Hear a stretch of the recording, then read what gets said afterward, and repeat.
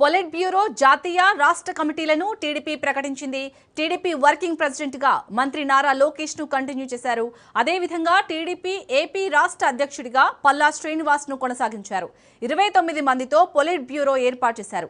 31 మందితో జాతీయ కమిటీ, 185 మందితో టీడీపీ రాష్ట్ర కమిటీని ప్రకటించారు. జాతీయ కార్యదర్శులుగా 3కి అవకాశం కల్పించారు. జాతీయ ఉపాధ్యక్షులుగా 18 మందికి అవకాశం కల్పించారు.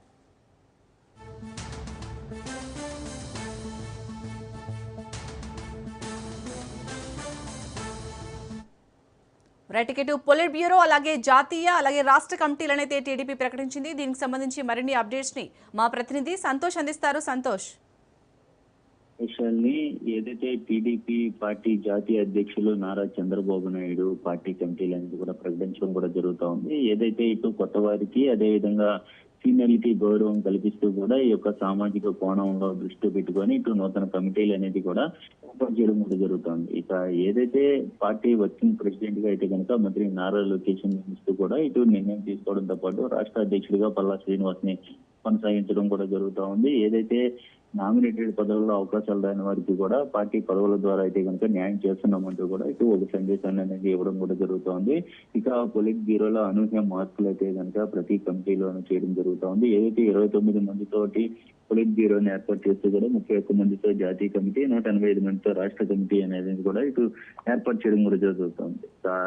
ఏదైతే జాతీయ ప్రధాన కార్యదర్శుల్లో చూస్తున్నట్లయితే కనుక మంత్రి నారా లోకేష్ తో పాటు ఎక్స్ అఫీషియల్ సభ్యులుగా అయితే కనుక ఒక ఇద్దరిని నియమించడం కూడా జరుగుతోంది. అదేవిధంగా జాతీయ ఉపాధ్యక్షులు ఒక 18 మంది, జాతీయ అధికార ప్రతినిధులని 10 మంది, ఇలా సామాజిక కోణాలను దృష్టిలో పెట్టుకుని అన్ని సమీకరణాలు వేరీజీ వేసుకొని కమిటీల కూర్పుపై కసరత్తు చేసినటువంటి టీడీపీ జాతీయ అధ్యక్షుడు నారా చంద్రబాబు నాయుడు అయితే కనుక టీడీపీ నాయకులు అయితే ధన్యవాదాలు తెలియజేసినటువంటి పరిస్థితులు కూడా కనబడతా ఉన్నాయి. ఎవరైతే గత కొంతకాలంగా పార్టీ బలోపేతానికి క్షేత్రస్థాయిలోకి వెళ్లి వారి యొక్క పనితీరు అంటే ప్రజా సంక్షేమాన్ని, అదే ప్రభుత్వం అమలు చేస్తున్నటువంటి సంక్షేమ అభివృద్ధిని ఏ విధంగా తీసుకెళ్తున్నారు అన్న దానిపై అయితే కనుక పూర్తి స్థాయిలో ఒక నివేదిక అనేది కూడా తెప్పించుకున్న అనంతరం కూడా ఈ యొక్క కమిటీలు అనేది వేసాము అంటూ కూడా ఇటు పార్టీ వర్గాల నుంచి వస్తున్నటువంటి సమాచారంగా అయితే కనుక తెలుస్తా ఉంది. ఏదేమైనప్పటికీ నియోజకవర్గాల పునర్వ్యవస్థీకరణ, అదేవిధంగా 33% మహిళా రిజర్వేషన్ దృష్టిలో పెట్టుకొని కూడా కసరత్తు చేసినట్టు కూడా ఇటు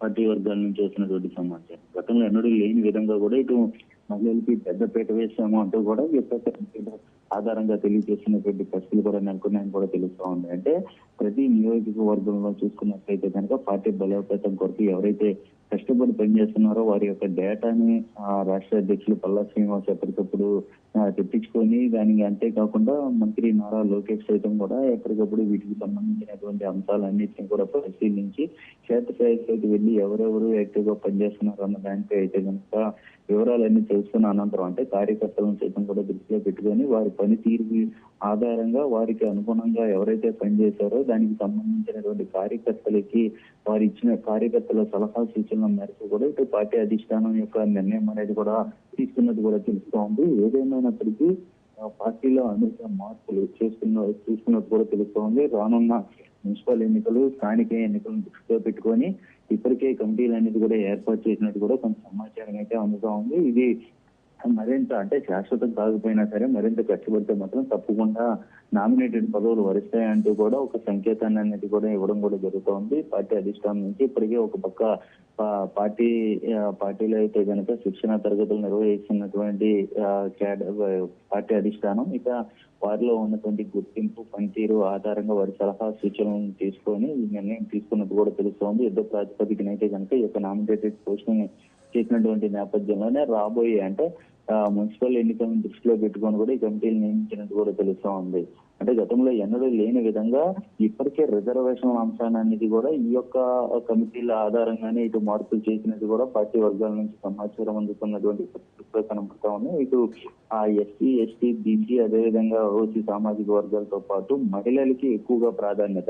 ఏదైతే మహిళలకి బిల్లు ప్రవేశపెడుతున్నటువంటి ఆమోదం తెలుపుతున్నటువంటి నేపథ్యంలోనే ముందుగానే ఈ యొక్క టీడీపీ రాష్ట్ర కమిటీల్లో ఏదైతే ఇటు మహిళలకి ప్రాధాన్యత పెద్దపీట వేస్తూ కూడా ఈ యొక్క అంశాలను ప్రస్తావించే అవకాశాలు ఎక్కువగా కనబడతా ఉన్నాయి. వీరి ద్వారానే కూడా రేపు పార్లమెంట్ లో పెట్టబోయేటువంటి బిల్లుని సైతం కూడా ప్రజల్లోకి మరింత వేగంగా తీసుకెళ్లే విధంగా దిశానిర్దేశం అనేది చేయనున్నట్టు కూడా తెలుస్తోంది. ఏదేమైనప్పటికీ టీడీపీ సీనియర్లకి గౌరవం ఇస్తేనే కొత్త వారికి అవకాశం కల్పిస్తుంది. ఏదైతే నారా లోకేష్ యువగలంలో సపోర్టెడ్ గా వెళ్ళినటువంటి యువతులకు సైతం కూడా వారిలో ఉన్నటువంటి రాజకీయ నైపుణ్యాలు, అదేవిధంగా వారి యొక్క విలువలతో ఏవైతే ఉన్నారో దానికి సంబంధించినటువంటి అంశాలన్నింటినీ కూడా పరిశీలించిన అనంతరం ఈ యొక్క నిర్ణయం అంటే ఈట్లో రాష్ట్ర కమిటీల్లో ఈ యొక్క కమిటీల ఏర్పాట్లు అయితే కనుక వారికి అవకాశం కల్పించినటువంటి పరిస్థితి కూడా నెలకొందని కూడా తెలుస్తా ఉంది సార్. సంతోష్, అలాగే మంత్రి నారా లోకేష్ అయితే ఇప్పుడు టీడీపీ వర్కింగ్ ప్రెసిడెంట్ గా ప్రకటించారు. సో ఎలా చూడాలి? టీడీపీ సీనియర్ల నుంచి ఎలాంటి స్పందన వస్తుంది? ఎందుకంటే ఫస్ట్ నుంచి కూడా చంద్రబాబు తర్వాత లోకేష్ అనే అటు పార్టీ నేతలు కూడా చెప్పారు గతంలో. సో ఎలా చూడాలి?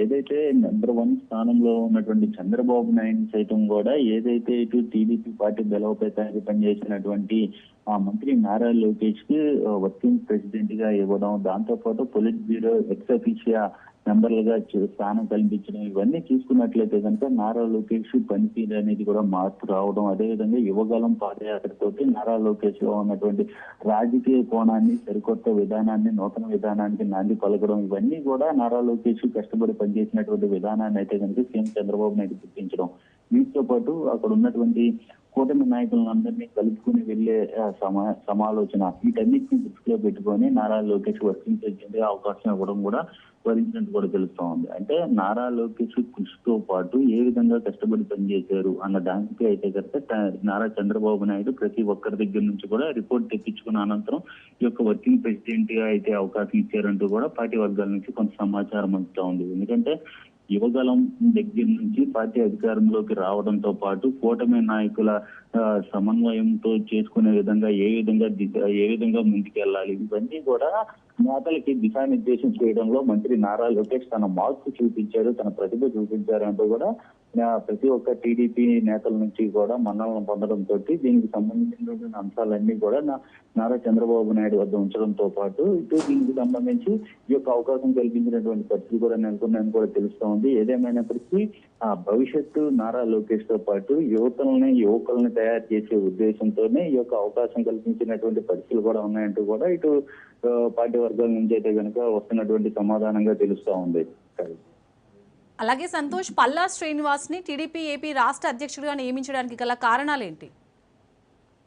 ఏపీ రాష్ట్ర అధ్యక్షుడిగా పల్లా శ్రీనివాస్ అంటే 2024 ఎన్నికల్లో చూసుకున్నట్లయితే కనుక అత్యధిక మెజారిటీతో గెలుపొందినటువంటి పల్లా శ్రీనివాస్ ఎటువంటి వివాదాలు లేకుండా ఇప్పటి వరకు కూడా తన ఎమ్మెల్యేనే, అదేవిధంగా తను రాష్ట్ర అధ్యక్షులుగా పనితీరు, ఇవన్నీ కూడా సమన్వయంతో 2 కళ్ళ సిద్ధాంతంతో పనిచేస్తున్నటువంటి నేపథ్యంలోనే ఎటువంటి వివాదాలు తావివ్వకుండా, అదేవిధంగా నాయకులు ఏదైతే ఇటు రాష్ట్రంలో ఉన్నటువంటి వివాదాల నాయకులు ఎవరైతే ఉంటారో వారిని పిలిపించి మాట్లాడడం, అదేవిధంగా వారిని చదివిది పంపించడం, ఇటువంటి అన్ని అంశాలు అయితే కనుక పల్లా శ్రీనివాస్ కి కలిసి వచ్చినటువంటి పరిస్థితులు కూడా నెలకొన్నాయనేటువంటి ఉద్దేశంతోనే ఇటు చంద్రబాబు నాయుడు పార్టీ జాతీయ అధ్యక్షులు చంద్రబాబు నాయుడు ఈ యొక్క నిర్ణయం తీసుకున్నట్టు కూడా తెలుస్తా ఉంది. ఎందుకంటే పల్లా శ్రీనివాస్ ప్రతి ఒక్కరిని సైతం కూడా ఇటు పార్టీకి పిలుపు రావడం, పార్టీకి సంబంధించినటువంటి సిద్ధాంతాలు, విధి విధానాలు అందరికీ తెలియజేయడంతో పాటు ఏదైతే క్రమశిక్షణ ఉల్లంఘిస్తే తప్పనిసరిగా చర్యలు తీసుకుంటాయి అన్నటువంటి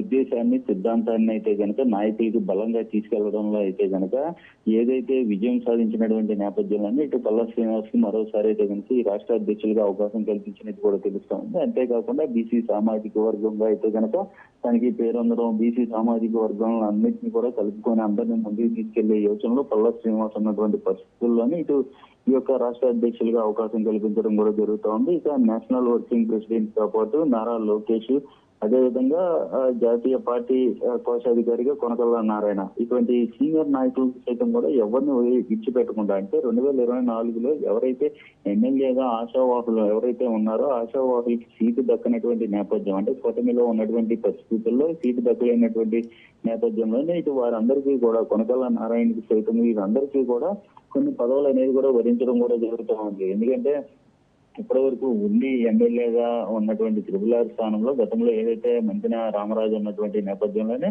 మంతిన రామరాజుకి సైతం కూడా తెలుగుదేశం పార్టీ పొలిట్ బ్యూరోలో అయితే కనుక అవకాశం కల్పించడం, అదేవిధంగా జిల్లా కోఆర్డినేటర్ల అవకాశం, ఇటువంటి పదవులు అనేది కూడా ఇటు పార్టీ అధిష్టానం వీరందరికీ కూడా అవకాశం కల్పించడంతో పాటు పిఠాపురంలో వర్మ ఎవరైతే ఇటు టీడీపీ నుంచి ఆశావాహిగా ఎమ్మెల్యేగా ఉన్నప్పటికీ కూడా అక్కడ కూటమి నేపథ్యంలోనే పిఠాపురం ఎమ్మెల్యేగా పవన్ కళ్యాణ్ పోటీ చేసి సపోర్ట్ ఇవ్వడంతో ఇటు పిఠాపురం వర్మకి సైతం కూడా ఇటు పార్టీ పదవిలో ఏదైతే కమిటీలో అయితే కనుక అవకాశం దక్కడం కూడా జరుగుతుంది. ఇవన్నీ దృష్టిలో పెట్టుకొని ఇటు పూర్తి స్థాయిలో అయితే కనుక కమిటీలు ఏర్పాటు చేయడంతో పాటు ఇక సానా సతీష్ కి అదేవిధంగా ఏదైతే అధికార ప్రతినిధుల్లో కొంతమంది ఇప్పటికే కొంతమంది నాయకులు టీడీపీ బ్యాక్ గ్రౌండ్ ఉండి కూడా వారికి సంబంధించినటువంటి విధి విధానాలను ప్రజల్లోకి తీసుకెళ్తున్నటువంటి నేపథ్యంలోనే వారికి సైతం కూడా ఇటు అవకాశం కల్పించడం.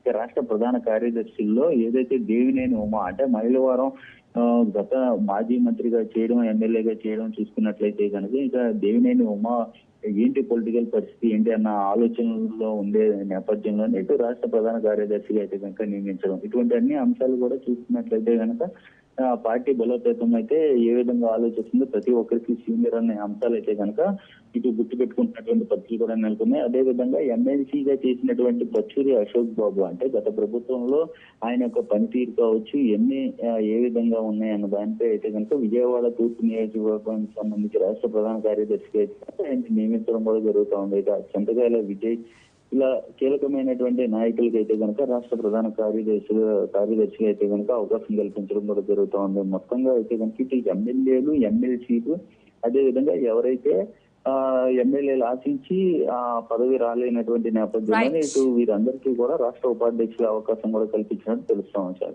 Right, thank you Santosh.